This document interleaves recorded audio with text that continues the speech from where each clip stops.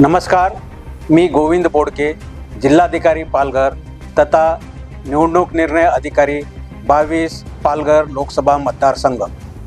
आज मी तुमच्यासोबत माझया आपल्या सगळ्यांच्या एका महत्त्वाच्या जबाबदारीबाबत बोलण्यासाठी आलो आहे आणि ही जबाबदारी मोठी आहे।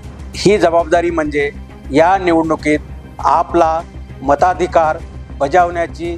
आपल्या आसपासचं सगळं वातावरण निवडणूकमय झालेलं आहे।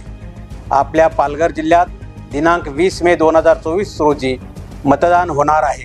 मतदानाची वेळ सकाळी 7 पासून संध्याकाळी 6 वाजेपर्यंत आहे। दिनांक 20 मे 2024 रोजी आपल्या सगळ्यांना मतदान करावयाचे आहे, पण लक्षात घ्या, या निवडणुका फक्त राजकीय पक्षाच्या किंवा उमेदवाराच्या नाहीत, उलट त्या तुमच्या, माझ्यासाठी, आपल्या भविष्यासाठी आणि पर्यायाने आपल्या लोकशाहीच्या समृद्धीसाठी आहेत।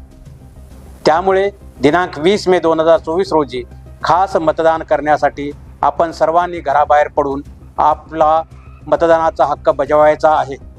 महत्त्वाचं म्हणजे मतदानासाठी जी सुट्टी मिळणार आहे ती मतदानासाठीच आहे, हे लक्षात घ्या। मत देणं टाळून सुट्टीवर जाण्याचा कृपया कोणी प्रयत्न करू नका।